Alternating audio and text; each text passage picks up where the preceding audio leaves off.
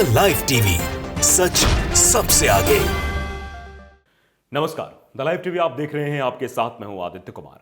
जब कलम पर पहरा होने लगे, जब कलाकार सरकार और नेताओं की तारीफ करने लगे, और जब ब्यूरोक्रेसी यानी कि जो अधिकारी हैं वो सरकार के लोगों से मुख्यमंत्री तक से आशीर्वाद लेने लगे, तो फिर सत्ता कैसे चलेगी? सत्ता में अहंकार नहीं आएगा तो फिर क्या आएगा?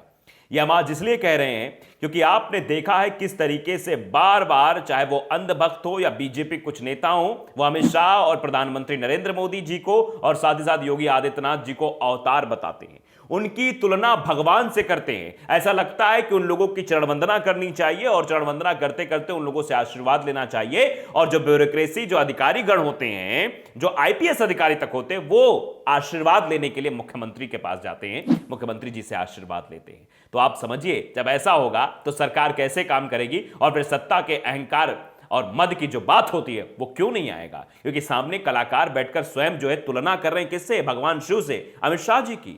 आप जरा देखिए, हम वीडियो आपको दिखाना चाहते हैं। वो कलाकार है कैलाश खेर। कैलाश खेर को आप जानते होंगे, अच्छे खासे गाने उन्होंने गाए हैं, अच्छे कलाकार हैं। लेकिन वो जो है अमित शाह जी के सामने बैठकर वो अमित शाह जी की तुलना भगवान शिव से कर रहे हैं। वैसे ऐसी तुलना तो आमतौर पे आपने देखा था, कई अंधभक्त चुनाव के दरमियान मिले थे जो अवतार बता रहे थे मोदी जी को कि इनके अवतार हैं। आपने देखा होगा, बताया गया कि अमित शाह जी इनके अवतार हैं, योगी जी इनके अवतार हैं, भगवान के अवतार के रूप में अंधभक्त प्रस्तुत कर रहे थे। लेकिन ये तो कलाकार हैं साहब, ये तो पढ़े लिखे समझदार हैं। लेकिन फिर भी आप देखिए कैसे बैठकर कैसे वंदना कर रहे हैं, ईश वंदना कर रहे हैं। किसके सामने बैठकर? अमित शाह जी के सामने। जरा आप पहले वीडियो देख लीजिए तो आप खुद ही समझ जाएंगे। देखिए, चारों दिशाओं में तेज सब छाया, उसकी भुजाएं बदले कथाएं, भागीरथी तेरी तरफ शिव जी चले, देख जरा ये विचित्र माया। यहाँ भगवान भोलेनाथ स्वयं चले हैं। ये तब हो रहा है सतयुग का प्रारंभ। अभी ऐसे आसानी से चीजें होनी, इससे पहले भी बहुत चीजें हुई। बहुत पहले प्रधानमंत्री हुए, बहुत पहले मंत्री हुए, गृह मंत्री हुए, लेकिन इस तरह का हृदय बहुत अलग बात, अलग जगह। तो देख लिया आपने, सिर्फ यही नहीं है, जो पत्रकारिता आज के दौर में हो रही है वहां भी ऐसी चीजें देखने को मिलती हैं कि जब सत्ता पक्ष के लोग डिबेट बैठते हैं तो उनके साथ मुस्कुराहट के साथ बात होती है, और जो कोई विपक्ष का बैठता है तो उनके साथ बिल्कुल एकदम आंखें और भौहें चढ़ाकर बात होती है। तो ये जो भेदभाव की स्थिति है और ये जो सत्ता के झुकाव की स्थिति है, इसी वजह से आज सत्ता अहंकारी हो गई है, ऐसा लोग कह रहे हैं। ऐसे बड़े बड़े पॉलिटिकल एनालिटिक जो हैं, जो एनालिसिस करते हैं पॉलिटिक्स को, वो समझते हैं कि जब इस तरीके की चीज़ें होने लगी, जब कलम पर पहरा होने लगे क्या लिखना है और जुबान पर ताला लगा दिया जाए कि सरकार के खिलाफ कुछ बोलना ही नहीं, सरकार के पक्ष में ही बोलना है, और सारे कलाकार सरकार की तारीफ में लग जाएं और अब सीधे तौर बताने लगे देखिए ये तो भैया भगवान के ही अवतार है, तो फिर आप समझिए कैसे काम होगा, कैसे क्या होगा, कैसे देश का कल्याण होगा, समाज का कल्याण होगा। इसका आप आकलन खुद कर सकते हैं। और ये वीडियो ट्वीट करते हुए बड़े गौरवान्वित तरीके से कैलाश खेर ने ट्वीट भी किया है कि पारिवारिक संबंधों को समर्पित कुछ अमूल्य पल, भीतर से सरल व्यक्तित्व, स्वयं संगीत सीखे हुए हैं। देश के गृह मंत्री श्री अमित शाह, आज है जन्मदिन। अहमदाबाद में कैलासा सजीव एक संगीतमय उत्सव, जन्मदिन की अनंत शुभकामनाएं, धनतेरस पर विशेष प्रार्थना, धनवंतरी देव की असीम अनुकंपा सदैव रहे। ये बाकायदे बढ़िया से ट्वीट किया गया है। अब आपको दूसरी तस्वीर दिखाते हैं। हम रवि किशन जी का भी वो वीडियो आपको दिखाएंगे जिसमें वो अवतार की बात कर रहे थे, वो भी दिखाएंगे। वो दिखा भी चुके आपको पहले भी, आज भी दिखाएंगे। लेकिन जरा पहले एक तस्वीर आप आपको दिखाना चाहते हैं। ये तस्वीर देखिए, ये प्रशांत कुमार हैं, एडीजी जोन है, आपने देखा होगा। ये मतलब तुलसी का पौधा शायद गिफ्ट कर रहे हैं योगी जी को, या योगी जी इनको कर रहे हैं, वो समझ नहीं आ रहा है। लेकिन उन्होंने बाकायदे लिखा है ट्वीट करते हुए कि उत्तर प्रदेश के यशस्वी मुख्यमंत्री योगी आदित्यनाथ जी को दीपावली की शुभकामनाएं देकर उनका आशीर्वाद प्राप्त किया। यानी तुलसी पौधा उन्हें ही दे रहे थे। आपके ऊर्जावान नेतृत्व में उत्तर प्रदेश पुलिस एक सुरक्षित एवं समृद्ध दीपावली सुनिश्चित करने हेतु संकल्पित है। यानी आशीर्वाद लेने गए थे। उसी ट्वीट को रिट्वीट करते हुए विंग कमांडर अनुमा आचार्य है, उन्होंने लिखा कि यह आईपीएस अधिकारी की भाषा है। यानी ये आईपीएस अधिकारी ऐसी भाषा का इस्तेमाल कर रहे हैं, जबकि इनके दोनों लोगों के बीच संबंध क्या है, वो राजनेता हैं और ये एक ब्यूरोक्रेट्स हैं, मतलब ब्यूरोक्रेट्स अधिकारी हैं। तो इनके बीच आशीर्वाद देने का अगर काम चलता रहा तो काम कैसे होगा, आप इस बात का अंदाज़ा बखूबी लगा सकते हैं।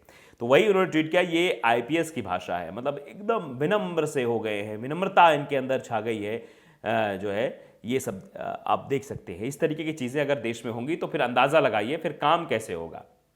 फिर काम के बारे में तो आप अंदाज़ा ही ना लगाइए कि जब इस तरीके से कैलाश खेर स्वयं भगवान बताने लगेंगे, अवतार बताने लगेंगे, तो फिर भैया को जो सामने वाला अपने आप को अवतार समझने लगेगा और मुस्कुराहट के साथ बातें करेगा, तो समझ जाइए कि उसके अंदर वो घमंड वाली वो आप समझ जाइए वो घमंड वाली बात उसके अंदर आ जाएगी, हम तो भगवान ठहरे, हम तो कुछ भी करेंगे वही सही होगा। जब रवि किशन जी को आप सुन लीजिए, रवि किशन जी तो ऐसी भविष्यवाणी कर रहे थे, ऐसी बातें कर रहे थे कि वो सीधा आपके ऊपर से ही जाएगी। पहले तो उन्होंने कहा कि 2014 के पहले देश में कुछ था ही नहीं, ना सड़कें थी, ना सम्मान था, ना शौचालय था, ना एम्स था, कुछ नहीं था।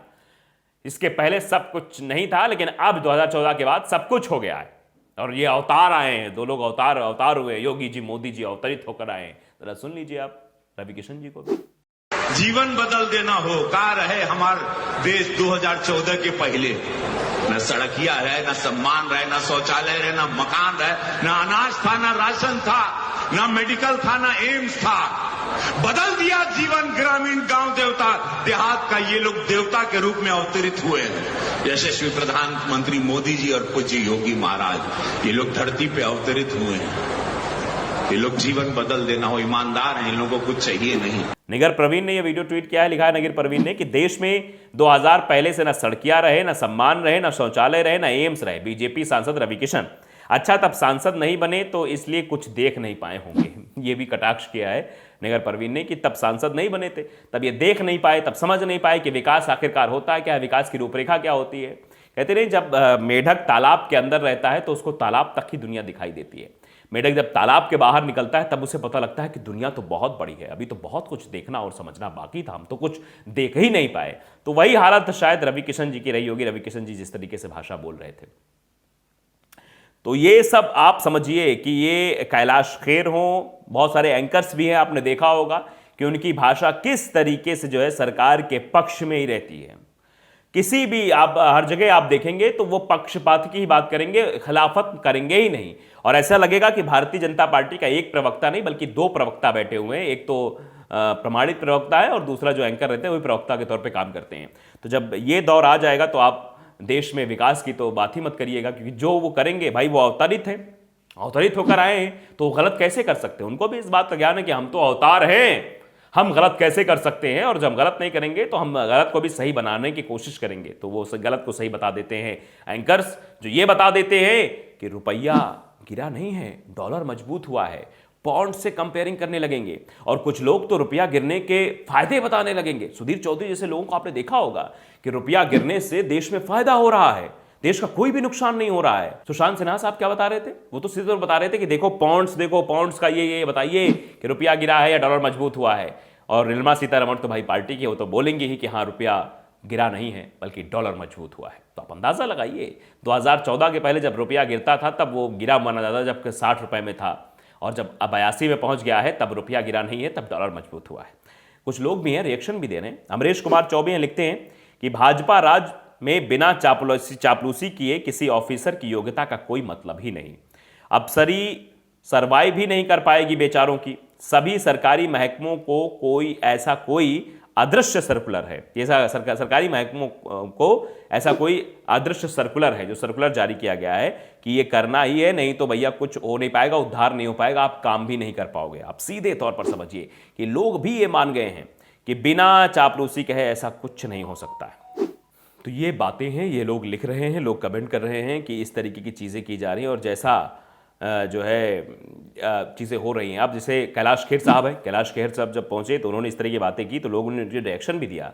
दिनेश बाबू नाम के ट्विटर यूज़र लिखते हैं कि जैसे राजा महाराजाओं की चौखट पर विदूषक चापलूसी करते थे वैसे ही कैलाश खेर कर रहे हैं और राजा साहब हिप्पोपोटामस की तरह फैले हुए हैं। ये लिखा जा रहा है, मतलब हिप्पोपोटामस की तरह वो फैले हुए हैं और उनकी चापलूसी की जा रही है, ऐसा कह रहे हैं। तो आप समझिए जब आप ऐसा करेंगे तो लोग लिखेंगे ही। राजेश मिश्रा ने भी लिखा कैलाश जी थोड़ा साष्टांग प्रणाम कर चरण रज लेकर माथे पे लगा लेते, चरणामृत का पान कर अपने इस जीवन को धन्य ही बना लेते। ये सीधे तौर पर लिखा गया है कि चरणामृत का पान कर लेते, अपने जीवन को धन्य बना लेते। लोग लिख रहे हैं अगर आप इस तरीके से करेंगे तो लोगों का रिएक्शन तो आएगा, फिर सवाल पूछा जाएगा कि ऐसे करने की क्या जरूरत थी। नंदलाल कुमार लिखते हैं कि चापलूसी की कोई हद होती है या नहीं, दरबारी गायक, यह भी लिखा जा रहा है। तो अगर आप ऐसा करेंगे तो सवाल तो जनता खड़े करेगी कि आपका काम है, आप एक सेलिब्रिटी हैं, आपको कुछ लोग आदर्श मानते हैं, तो आपकी जिम्मेदारी कि आप सच्चाई के राह पर चलें, इस तरीके से चापलूसी ना करें, लोग ये कह रहे हैं।